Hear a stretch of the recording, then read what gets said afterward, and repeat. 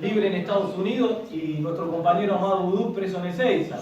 ¿Sí? Y esa es la gran diferencia entre, digo, está dando clases en Estados Unidos, ¿sí?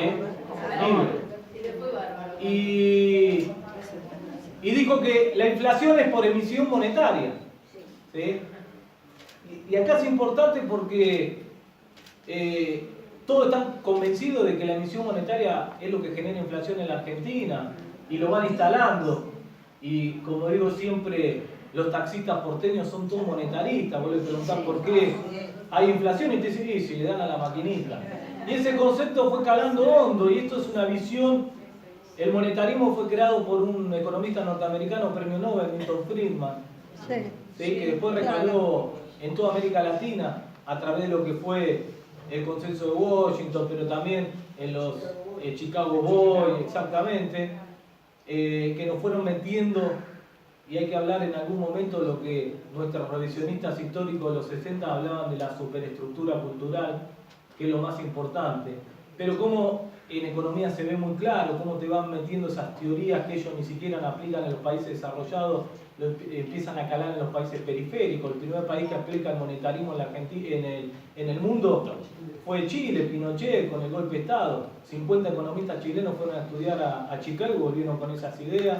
Y después en la Argentina, en el 76, con la dictadura. Pero digo, ¿qué dicen ellos? Que la emisión monetaria es lo que genera inflación. Entonces, ¿qué vino a hacer Sturzenegger? Sí, bueno, entonces yo voy a pulverizar la inflación rápidamente. Si la inflación es por emisión monetaria, ¿cómo hago para pulverizar la inflación? Dejo de emitir. Sacar pesos más, saco los pesos, seco la plaza, congelo.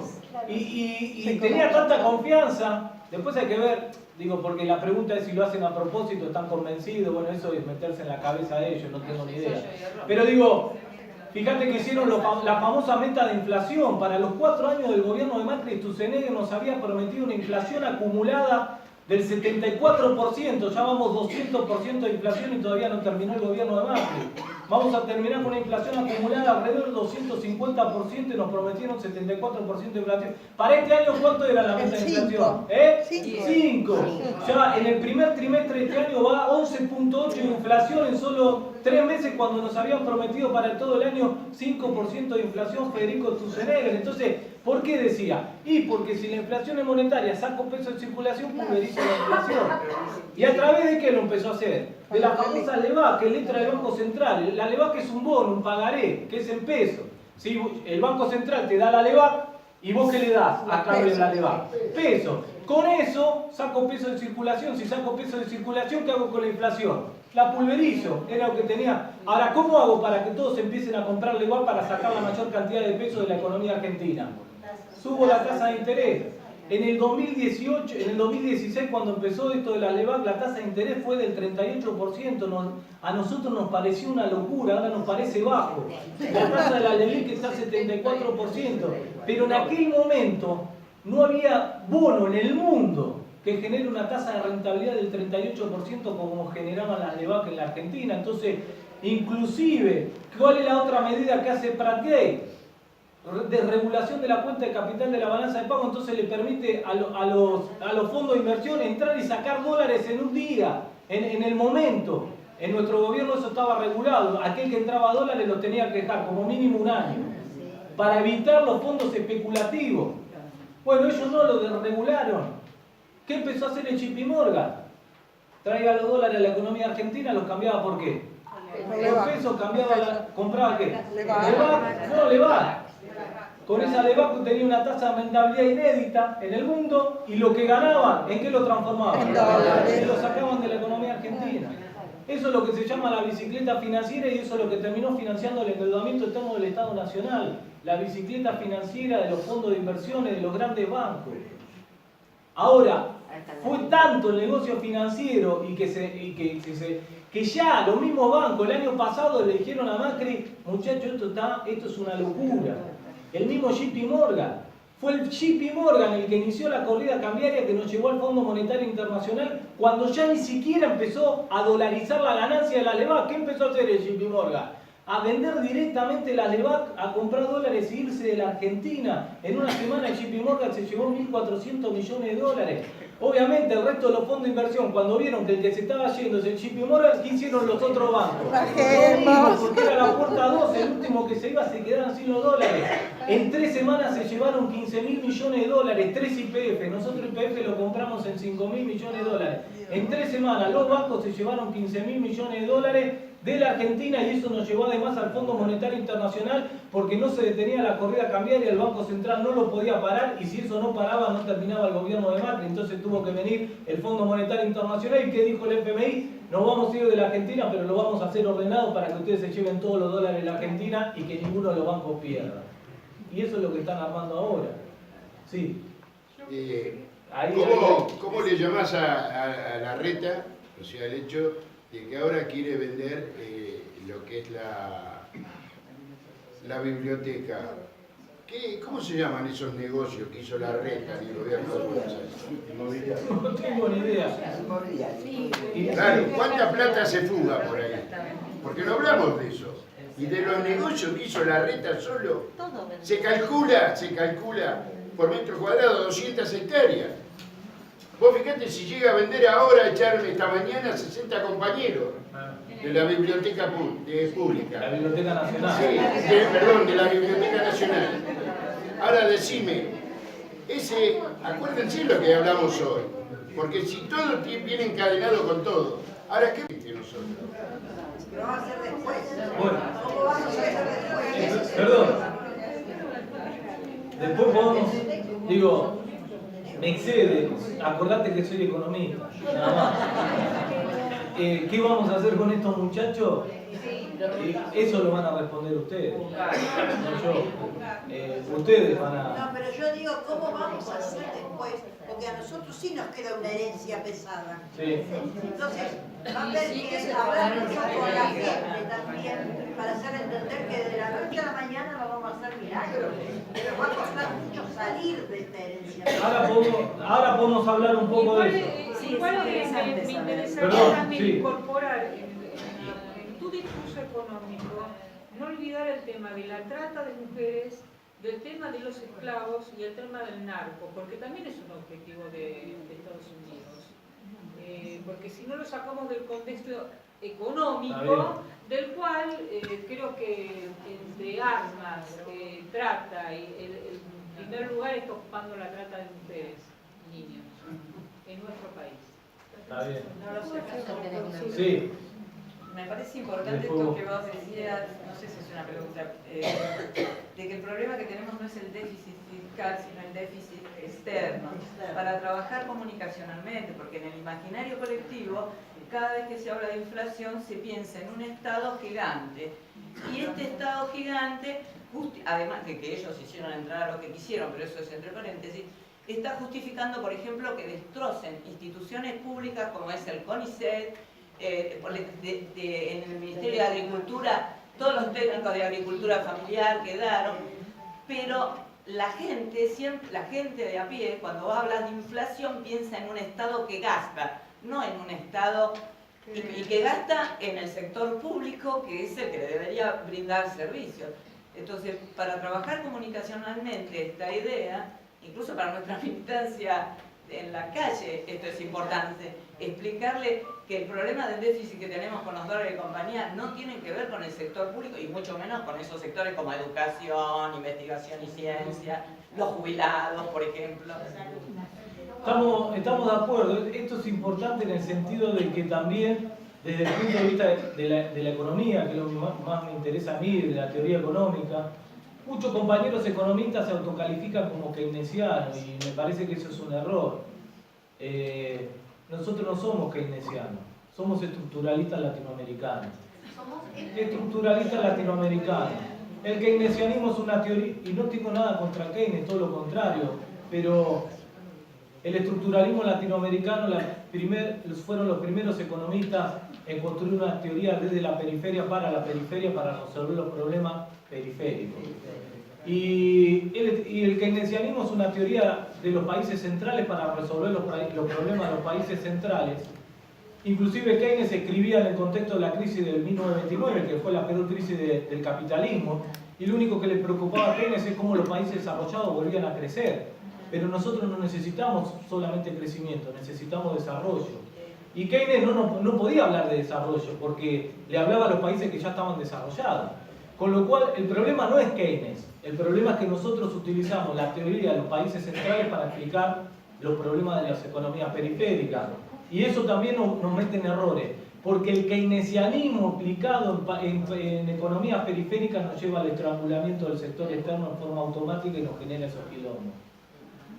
El déficit externo, que le pasó a Perón en el 52, por eso Perón hace el segundo plan quinquenal, hace y toma otras medidas como la ley de inversiones extranjeras, y nos pasó a nosotros a partir sobre todo del 2014, con esa que tuvimos que nos llevó a una devaluación y a todo el quilombo que tuvimos.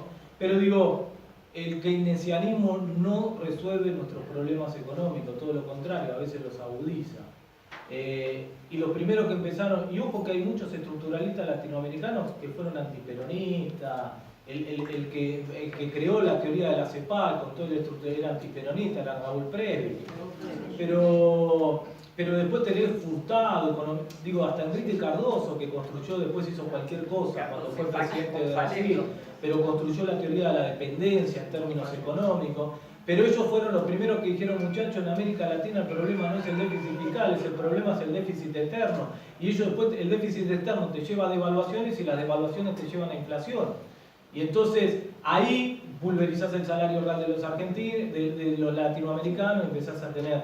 Por eso digo, me parece también, desde este planteo que hacía los revisionistas históricos de los 60, de los 70, como Abelardo Ramos, como Amán de Sarregui, es cuál es el lío que tenemos en la superestructura cultural, donde inclusive los pensadores heterodoxos terminan aplicando teoría de los países centrales para nuestras economías periféricas.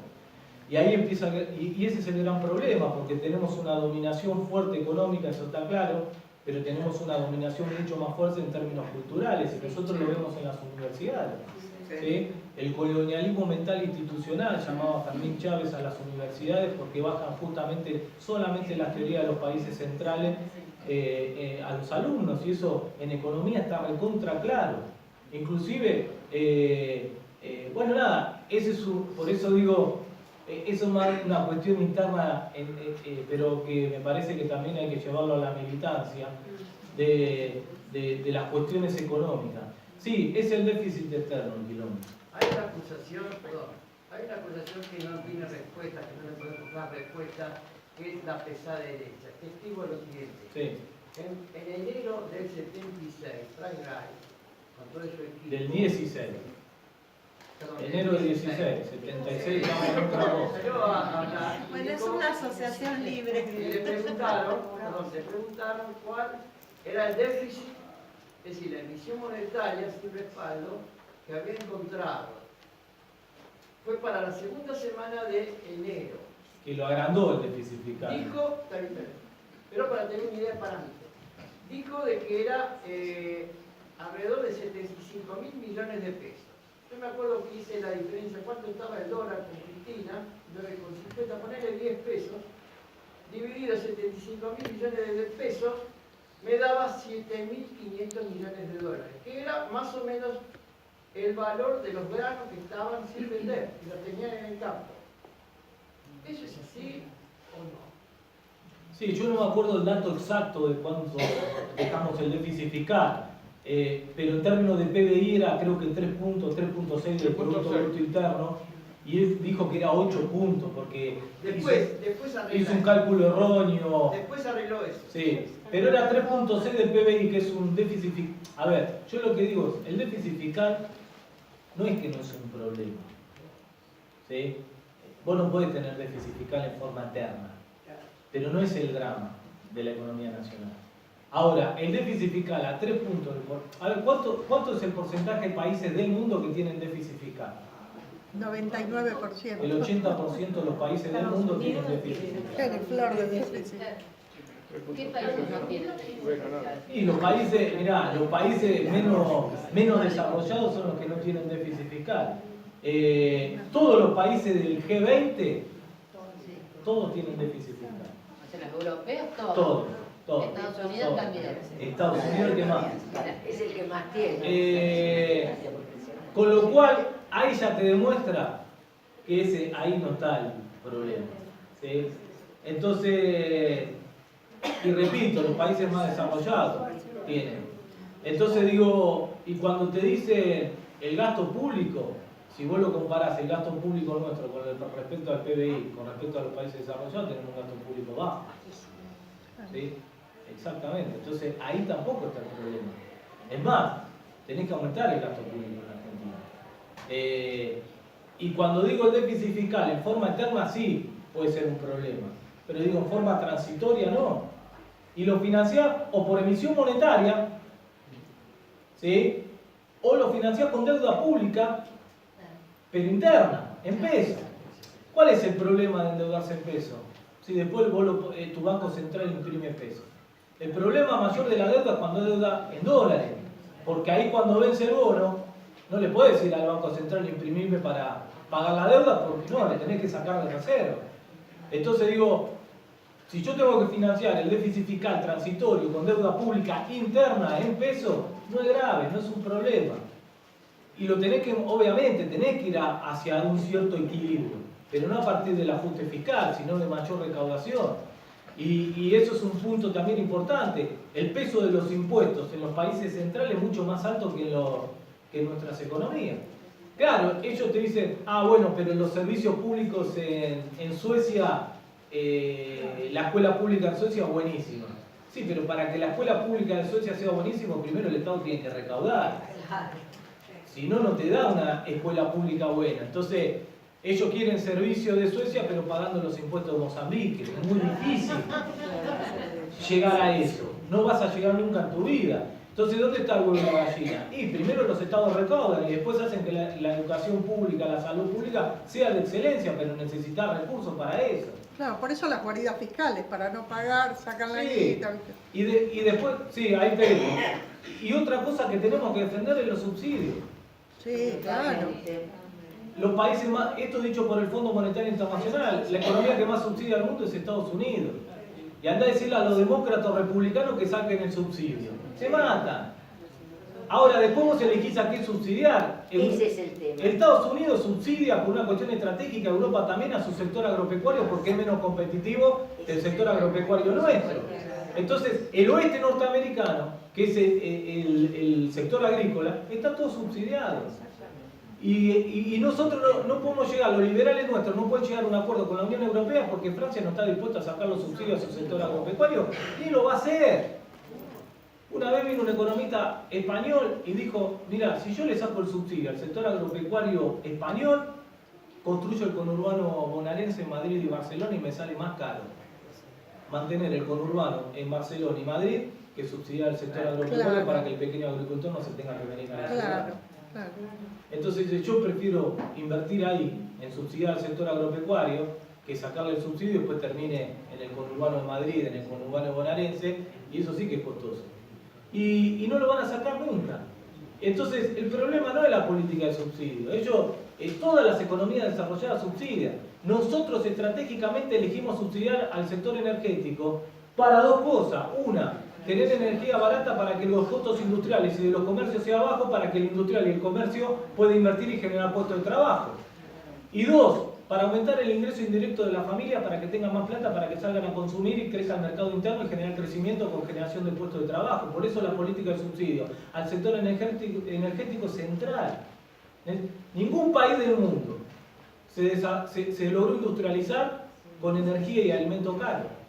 Vos para industrializar una economía desde la revolución industrial de 1750 en Inglaterra hasta la actualidad, para tener un país industrial desarrollado necesitas energía y alimento barato.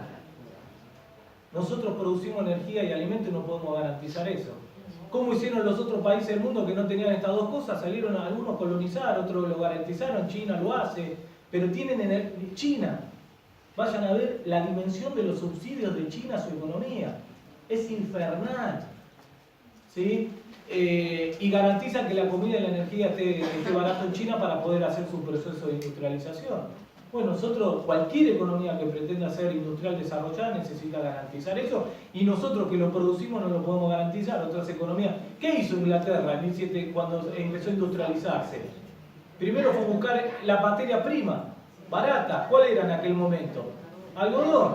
¿De dónde lo sacaba? De la India no, Estados Unidos, de la Argentina no, de la India y del sur norteamericano.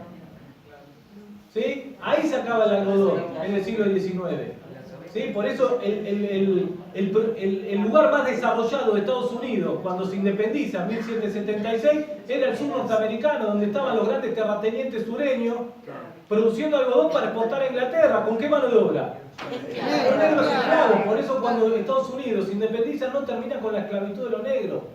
¿Sí? ¿Cuál es la diferencia con la Argentina? Que a partir de 1840 empezó a aparecer la industria textil en el norte. Ahí tiene la ciudad más desarrollada de Estados Unidos. Y el norte industrial empezó a decir al sur: necesito tu algodón, porque quiero costos bajos para mi industria para en algún momento poder competir con Inglaterra. Y los sureños terratenientes, ¿qué decían? Venga, lo vamos a exportar a Inglaterra porque ganamos muchísima más plata. Y eso llevó a la única guerra civil que tuvo Estados Unidos, que fue la guerra civil de secesión, donde el norte y el sur se mataron a tiros. Para suerte de ellos ganó el norte, ¿no? Exactamente. Lo primero que hace el norte cuando gana la guerra civil, 5 años matándose a tiros, fue liberar a los negros porque necesitaba mano de obra barata la industria y porque necesitaba más consumo. El hombre libre consume más que el hombre esclavo. Pero la segunda medida que toma el norte fue reforma agraria. Le sacó las grandes extensiones de tierra a los terratenientes del sur y lo dividió en pequeños minifundios con pequeños agricultores libres y le dijeron seguir produciendo algodón, pero esta vez para el norte industrial. A partir de ahí empezó el mayor desarrollo industrial de Estados Unidos, llegando a fines del siglo XIX con el Fordismo y el Taylorismo, que fueron dos innovaciones tecnológicas que a partir de ahí ya le sacó competitividad a la industria británica. Ya el competidor ya no era más Inglaterra, sino Alemania, y eso lo resolvieron con las dos guerras mundiales. Y a partir de 1945 se terminó transformando en la potencia industrial de Estados Unidos por excelencia. Pero fíjense que cuando termina la guerra de secesión norteamericana, pierde Inglaterra y nos da una orden a Brasil, Uruguay y Argentina. Estaba Mitre acá. ¿Cuál fue la orden? Destruyeron al Paraguay. ¿Y por qué al Paraguay? La guerra de la Triple Alianza. Porque era el único país industrial de América del Sur. Entonces, ¿qué dijo Inglaterra? No me puede pasar en el sur lo mismo que me pasó en el norte. Eso lo encabezó Mitre. Y el liberalismo oligárquico en la Argentina, por eso destruyeron al Paraguay y a partir de ahí toda la región latinoamericana se insertó en la División Internacional de Trabajo como una región periférica abastecedora de alimentos y materia prima para los países desarrollados. Y los únicos que ganaron fueron las oligarquías latinoamericanas y los que perdieron fueron los pueblos latinoamericanos. Y ese es el camino contrario entre Estados Unidos y América del Sur, y eso tiene que ver cómo te insertás en la División Internacional del Trabajo. ¿Sí? Y eso, sí, allá atrás. Allá al fondo, sí. Compañero, usted como economista ha hecho un diagnóstico certero de lo que tenemos en la actualidad. Yo lo que desearía saber y preguntarle, ¿será posible en el próximo gobierno de Cristina aplicar las políticas de posguerra que aplicó Perón, la nacionalización de los pagos, digamos, de los servicios financieros y la nacionalización de la banca, entre otras cosas? O si no, ¿cuál es la forma de salir que tenemos de esta situación que es muy factible? ¿Cuál es, digamos, la teoría para salir de esta situación? ¿Por qué? El peor problema que creo que tenemos, además de la economía, es un problema interno. Y yo ahí no estoy de acuerdo con lo que dice usted, dice, y eso es cierto en parte, es parcialmente cierto, que el déficit del Estado no es importante. Yo, jubilado, que cobro lo que cobro hoy, no tengo por qué pagar el lujo de los funcionarios. No quiero lujo para mis funcionarios. Quiero equidad, quiero honestidad en mis funcionarios. Entonces, el Estado no debe gastar más de lo que debe. Obviamente, si comparamos el déficit estatal con la deuda externa, el problema real es la deuda externa, muchísimo peor que el déficit estatal. Pero ninguna de las dos cosas es buena. Debemos modificar las estructuras del Estado para obtener un Estado que sea eficiente y que no se acabe. Y después de eso, sí, al mismo tiempo, ¿cómo salimos de esta situación? Generando empleo, por ejemplo, generando condiciones para que nuestra industria nacional, mediana o grande, pueda seguir desarrollándose, porque no hay otra salida aparentemente. Pero desde lo económico es lo que quería preguntar. Bueno, primero una aclaración. Yo no dije que no sea importante el déficit fiscal, lo aclaré después. Lo que dije es que no es el problema de nuestra economía. Y que vos podés financiar un déficit fiscal transitorio, pero no lo podés tener en forma estructural. Por eso lo aclaré y bueno, lo vuelvo a aclarar. Digo, para poner bien a dónde tenemos que poner el énfasis, ¿sí? No en el déficit fiscal, sí en el déficit externo, lo cual no quiere decir que vos podés tener un déficit fiscal en forma permanente, ¿sí? Eso lo aclaré. Segundo, bueno, sí, obviamente, algunas cuestiones generales, porque algunos compañeros lo plantean. Bueno, yo creo que la economía argentina hoy está peor que en el 2003, ¿sí? Es así. Por algunas cuestiones. Primero, porque la economía está en recesión, en el 2003 estaba creciendo.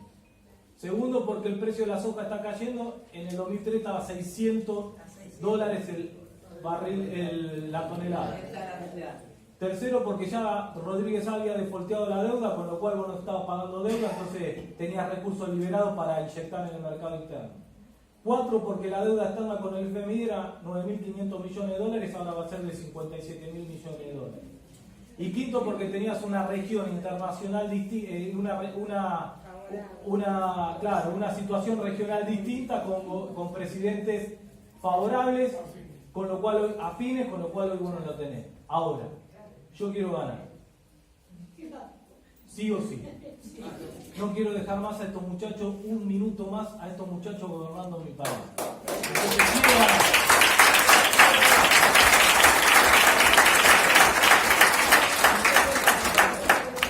Y tampoco quiero un gobierno de transición, quiero ganar nosotros. ¿Sí? Nada de transición. Porque hoy la transición es jugar para ellos. Entonces quiero ganar y quiero ganar nosotros.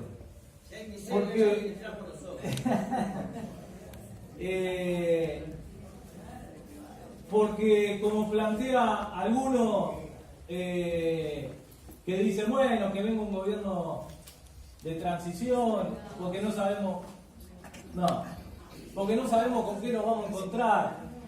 Es como decirle a San Martín, che, no crucé los Andes porque te vas a encontrar con los realistas, va a ser un quilombo, quedás acá. Yo quiero cruzar los Andes.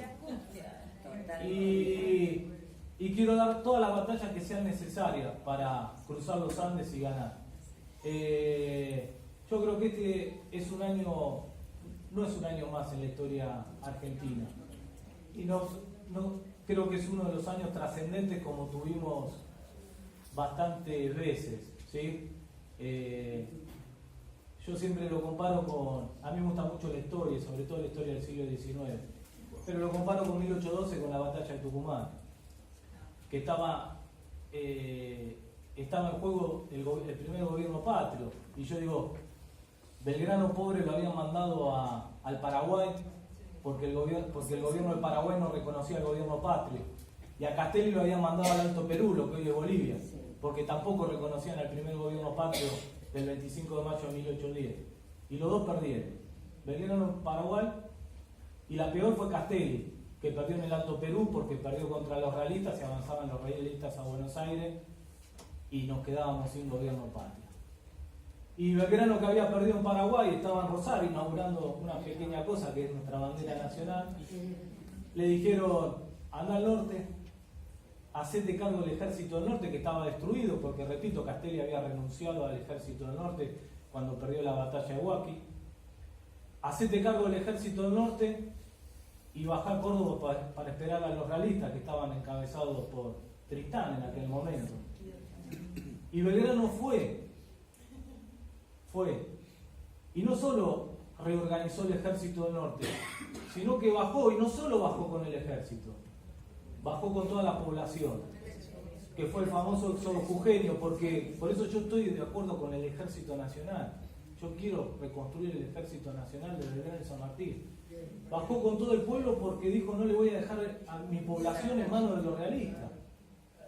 Él podría haber bajado solo con el ejército. Y eso fue, y quemó todo para que no puedan conquistar y no tengan alimento y no puedan conquistar nada. Y no bajó a Córdoba, bajó a Tucumán. Los esperó en Tucumán. Y la batalla era 4 realistas contra un patriota. ¿Sí? Y yo creo que Belgrano la tenía peor que nosotros cuando ganemos. Ahora. Y la verdad que la batalla estaba perdida. Belgrano inclusive no veía que si estábamos ganando o perdiendo. Había una invasión de langosta que complicaba la batalla. Y la infantería, la infantería se había desarmado todo, lo mismo que la caballeriza, se estaban yendo. Y por suerte tuvimos un loco que estaba atrás de todo eso, que lo habían puesto en la retaguardia de Belgrano, que sin esperar la orden de Belgrano, reorganizó todo y embistió contra Tristán, que es el loco Dorrego, y ganó la batalla de Tucumán, el loco Dorrego. Y a partir de ahí los perseguimos hasta Salta, le ganamos Salta y los expulsamos al Alto Perú, a todo el ejército realista. Belgrano va al Alto Perú, pierde las dos batallas. Algunos dicen porque lo dejó preso a Dorrego en Salta, porque Dorrego, por eso el mote de loco. Entonces era muy desobediente y lo dejó preso, pero perdió las dos batallas del Alto Perú y ahí le dio el mando del ejército del norte a San Martín. Y San Martín hace tres cosas. Lo pone a Güemes, uno de los grandes federales de nuestra historia, que hacer guerra de guerrilla. Ahí aparece el concepto de guerra de guerrilla defensivo. No avance, porque ya había perdido Castelli, Belgrano, Rondón en el Alto Perú. No se podía pasar por ahí porque teníamos que llegar a Lima para terminar de liberar a toda América. No avance, se hace guerra defensiva para que los realistas no pasen por Salta, y lo hizo Güemes. Juan Azurduy ganó una batalla con 200 lugartenientes ahí en el Alto Perú haciendo la guerra de guerrilla. Le obliga a los porteños a declarar la independencia el 9 de julio de 1816 para fortalecer esa gesta de la independencia. ¿Y por dónde va? Cruza los Andes.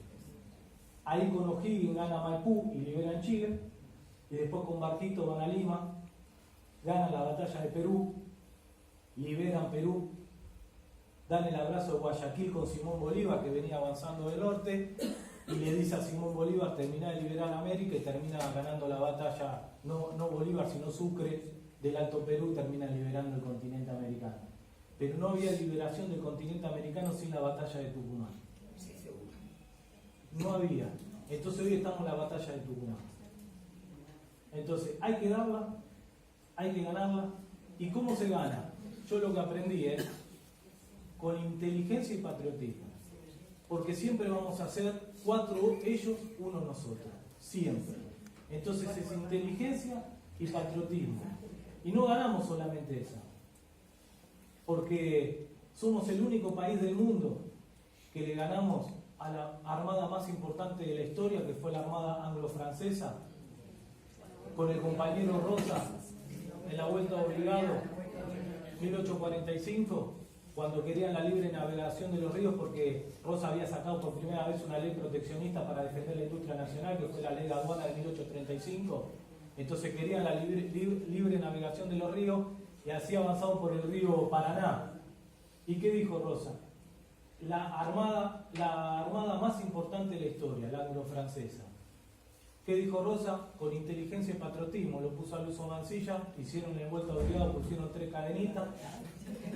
De un lado de 2 lados de la ribera, cuando llegó la armada anglo-francesa, todo un día batallando, desde las 8 de la mañana hasta las 11 de la noche.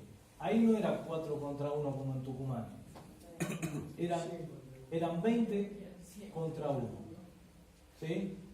Y pasaron, no es que no pasaron. Pero ¿qué hizo Mansilla? Lo seguía por toda la ribera, tirándole tiros todo el tiempo, hasta que cuando volvieron la armada anglo-francesa le dijo: esto es una locura, declaramos que no hay libre navegación de los ríos, nos vamos de estos locos y vamos a ver cómo comerciamos. Y ahí se dieron cuenta que la Argentina, los sectores populares tienen una tradición de resistencia y de lucha que no tienen, desde mi perspectiva, otros países del mundo. Es cierto, a partir de ahí empezaron a entender que era más fácil financiar eso, la dependencia económica, con la superestructura cultural que con batallar, porque la realidad es que nuestra resistencia de nuestra población es infernal. Y bueno, después lo financiaron a Urquiza, y hicieron la batalla de Casero y después la batalla de Pavón y ahí ganaron los unitarios. Pero fusilaron a Dorrego y vino Rosa. Lo derrocaron a Rosa y vino Irigoyen. Lo derrocaron a Irigoyen y vino Perón.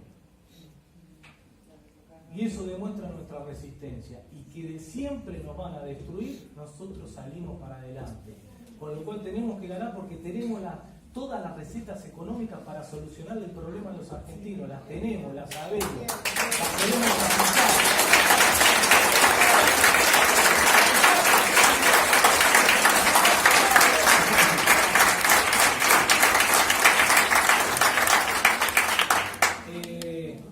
Yo lo que digo, no sé, en términos económicos sabemos lo que hay que hacer. Sí, todo.